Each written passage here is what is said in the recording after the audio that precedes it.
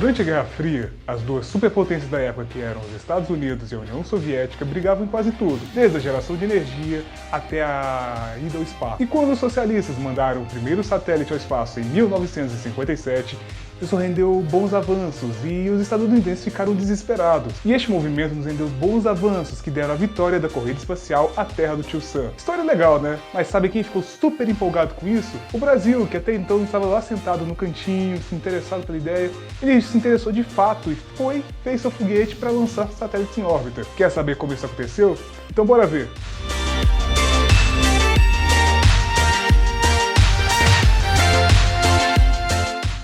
O Brasil começou a sonhar com o espaço em 1961, quando é fundado o Grupo de Organização da Comissão Nacional de Atividades Espaciais, o GOCNAI. E após várias pesquisas, ficou acordado que o Brasil faria e lançaria seu primeiro foguete, com seu primeiro satélite, o SCD-1, que é a sigla para Satélite de Coleta de Dados, em 1989, lá na base de Alcântara, no Maranhão, que também seria construída para receber esse lançamento. Nós já lançávamos foguetes bem mais tempo, desde 1969, para ser mais exato. Porém, eles não conseguiam botar nada em órbita e geralmente ele ainda nem nacional era. Como esse foguete feio que os Estados Unidos lançaram da base Barreira do Inferno, em Rio Grande do Norte, por volta dos anos 60, anos 70. Em 1985, o Brasil acorda, balança a roupa e levanta e dá início ao desenvolvimento de um foguete para o país ter independência no campo espacial. Inicialmente estava previsto que o foguete fosse finalizado em 1989 e de quebra lançaria o SCD-1 em órbita. Ao chegar no então ano de lançamento, o SCD-1 estava completamente finalizado, mas ele não foi lançado porque o equivalente ao Ministério da Ciência e Tecnologia estava pressionando o governo para liberar recursos para lançar o satélite do foguete brasileiro. Porém, o governo não estava interessado e, por isso, não liberou dinheiro e assim nós não conseguimos terminar a construção desse veículo lançador e, portanto, o SCD-1 foi ser lançado só em 1993 pelo foguete Pegasus lá nos Estados Unidos, nessa imagem aí que você está vendo. Porém, o Brasil não desistiu, continuou a desenvolver seu foguete, mesmo que a passo de tartaruga. Vale lembrar uma curiosidade, o país não tinha apoio de nenhum outro, já que os Estados Unidos tinham receio que o Brasil pudesse estar desenvolvendo um foguete para lançar ogivas nucleares. E sim, é uma ideia louca, é bizarro, mas é verdade, o Brasil de fato naquela época tinha acabado de engavetar um programa de desenvolvimento de bombas atômicas. Porém, seguindo, esse é um dos motivos pelo qual os Estados Unidos não queriam que o Brasil tivesse um foguete, porém o Brasil ainda assim queria para propósitos científicos, até onde se sabe. E assim se levou o programa VLS, que é a sigla para Veículo Lançador de Satélites. Seu objetivo era acabar de fazer com que o Brasil dominasse todas as fases da exploração espacial. Porém, como a gente não domina a técnica de construir um foguete e ainda não tínhamos a ajuda de nenhum outro país, o governo teve que desenvolver alguns foguetes por conta própria para saber para que servia aquilo exatamente. Foram construídos os foguetes Sonda 2 em 1966, lançado em 72, o Sonda 3 em 69 e lançado em 76,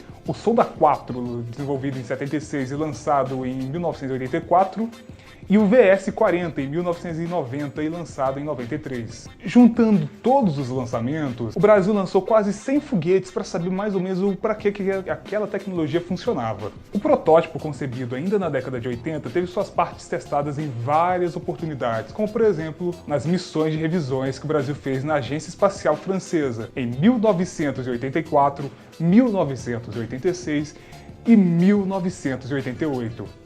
Em 1987, testaram seu motor e, em 94, o projeto voltou de novo para a mesa para ser revisado pela Sail Design Bureau, que é uma empresa russa especializada na construção de motores de aeronaves. Antes de continuar, eu tenho que explicar para você como o VLS funcionava. O foguete tinha quase 20 metros de altura e é montado por 4 estágios. O primeiro, com 4 motores, dava o embalo inicial para a subida do VLS. O segundo e terceiro estágio serviam para a saída da atmosfera e entrada em órbita. Por fim, o quarto estágio servia para ajustar a carga útil, que podia ser um satélite ou qualquer coisa, um saco de arroz, sei lá, que o Brasil quisesse lançar, a órbita desejada e assim liberá-lo ao espaço. Tudo certo, tudo entendido, então vamos prosseguir. Com muito esforço, ficou pronto o primeiro protótipo em 1997 e chega a tão esperada hora do lançamento. No dia 3 de novembro do mesmo ano, o VLS V101 é lançado da base de Alcântara.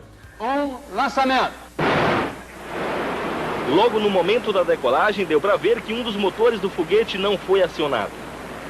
O VLS sobe inclinado, sai da trajetória prevista e durante 65 segundos fica sem rumo no espaço. Porém, algo deu errado e o Centro de Lançamento de Alcântara, o CLA, decidiu por explodir o foguete apenas 65 segundos após o lançamento. Dias depois, a EB informou que a causa da falha foi o fato que um dos motores do primeiro estágio simplesmente não quis ligar. Cedeu a partida, o Costa não ligou. Foi basicamente isso. Mas... Pô, foi porquê, o cara me mete um Corsa, compara com um foguete. Juntando isso, ainda com o peso morto que esse motor e o tanque de combustível que não foi utilizado devido a essa falha foram se juntando, o foguete foi entortando sua trajetória, o que fez com que fosse impossível com que ele botasse qualquer coisa no espaço, mesmo numa órbita mais baixa. E sim, a EB pensou, vamos lançar isso aqui, se sair da Terra já é lucro. E isso fez com que a equipe de terra decidisse por explodir ele à distância. Neste momento era hora de apenas juntar os carros e partir para um novo protótipo. E assim foi feito. Foram mais 2 anos para que o Brasil tivesse a chance de lançar mais um VLS. No dia 12 de dezembro de 1999, é lançado o segundo protótipo do foguete. Ele carregava o satélite SASSI-2. O lançamento ocorreu, contudo, dentro da normalidade.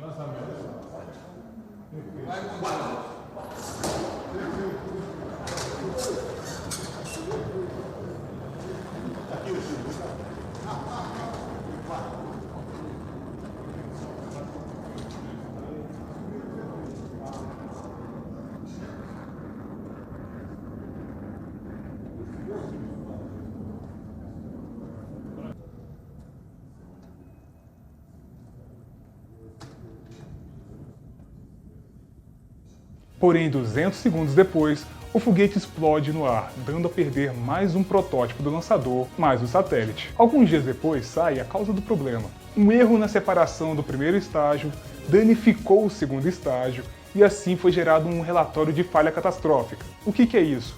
É quando algo dá muito errado e impede, e dá um relatório que significa que impede a realização completa das suas funções a serem executadas. Com esse relatório gerado, a equipe em chão do CLA, o Centro de Lançamento de Alcântara, decide por explodir o foguete à distância. Mas isso não desanimou as equipes de desenvolvimento, que afirmavam que viam uma melhora entre os dois foguetes, já que o primeiro subiu todo torto e teve que ser explodido com 60 segundos, e esse segundo teve um problema no primeiro por segundo estágio e durou mais segundos. Não vou fazer a conta porque eu não sou obrigado. Com isso tudo em mente, a equipe já anuncia, vai dar início à construção de um terceiro protótipo para ser lançado em 2001. Mas, como toda obra pública, a construção desse protótipo atrasou alguns anos e veio ficar pronta só em 2003. Com tudo pronto, o lançamento foi marcado para o dia 25 de agosto de 2003. E dessa vez o foguete carregaria 2 satélites, o SATEC, desenvolvido pelo INPE, e o UNOSAT, pela Unopar. Sim, isso é muito aleatório. Mas 3 dias antes, um acidente põe fim ao foguete,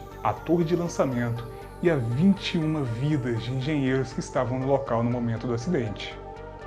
O momento era de perplexidade e o acidente foi destaque nas capas dos principais jornais do Brasil, como o Globo, a Folha de São Paulo e o Estadão.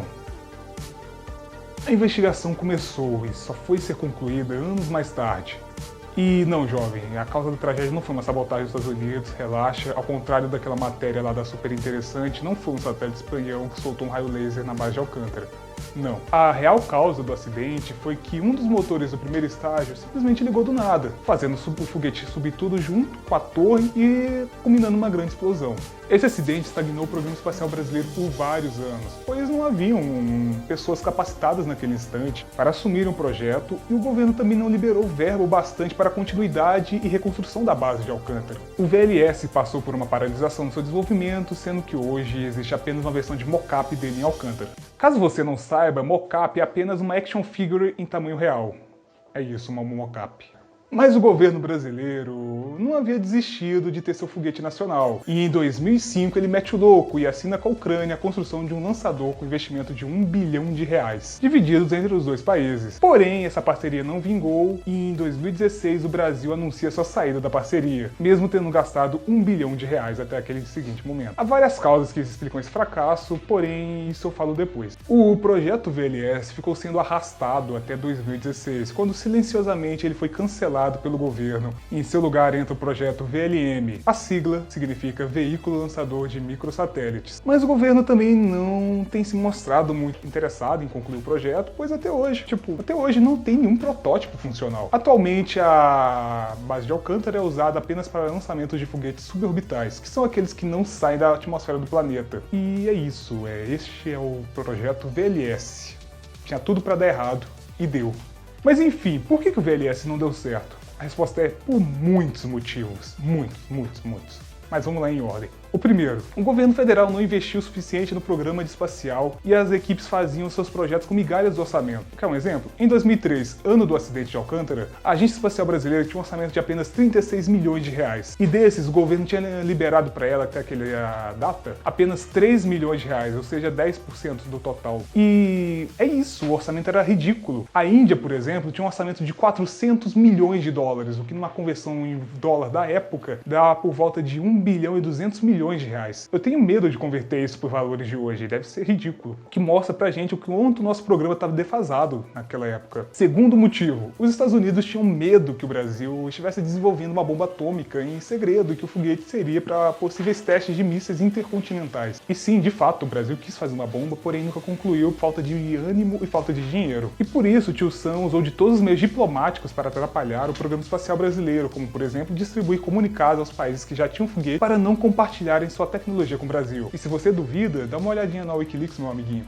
Tá lá. Terceiro motivo. Com o acidente de Alcântara, houve a morte de grande parte dos responsáveis pelo projeto. E ninguém quis sair à procura de novos talentos para continuar a tocar o projeto e ficavam dando a desculpa que não existiam mais engenheiros com tais capacidades no país. E como os finados lá em 2003. E isso é literalmente você virar para a faculdade de aeroespacial e falar: você não existe, você não presta para nada. Quarto motivo. O projeto do foguete VLS já era considerado muito defasado em relação a outros foguetes. Isso acontece porque ele foi concebido ainda nos anos 80, com tecnologia dos anos 80, para ser usado nos anos 2000. Ou seja, mesmo se ele funcionasse, ele dificilmente se tornaria viável. Quinto motivo. A base de Alcântara foi construída para receber o VLS, e por isso ela não consegue portar foguetes maiores. Aí você pensa, é só aumentar o tamanho da base, certo?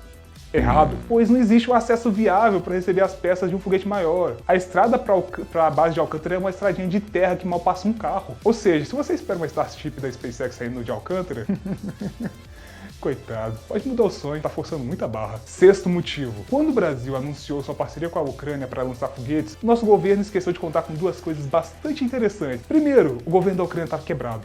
Ele ainda está quebrado. E a grande maioria de seu equipamento militar vem do período de União Soviética. Ou seja, vê essa foto desse jato aí? Tem literalmente uma fita tampando o logo da União Soviética, do exército da União Soviética. É ridículo. Uma bagunça. E que outra coisa, o programa espacial ucraniano é inteiramente dependente da Rússia. Todas as peças de foguetes eram feitas por empresas privadas da Rússia. Até aí, beleza, mas com quem que a Ucrânia foi arrumar uma porra de uma guerra civil? Isso mesmo, com a Rússia. E assim, basicamente, os ucranianos não conseguem desenvolver mais nenhum foguete de refrigerante. Não consegue, porque a Rússia não libera mais a tecnologia para eles. E tava perdendo fôlego, é muita coisa. Mas é isso, o Brasil tem sim potencial para desenvolver um foguete. Você quer um exemplo? Dá uma olhada nesse Uno aí.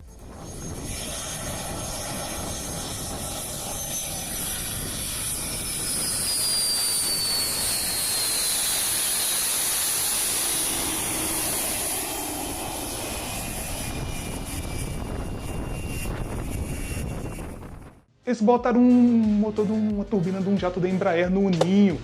Mano, o Brasil tem potencial de desenvolver tecnologia, o governo não dá atenção. E essa é a prova. O nosso problema é a falta de vontade do governo federal de liberar recursos para isso. E o fato do país ter construído apenas 3 protótipos e os 3 serem falhados não podem ser levados como algo desanimador. Pô, olha esse SpaceX aí, explodiu 4 protótipos da Starship e olha...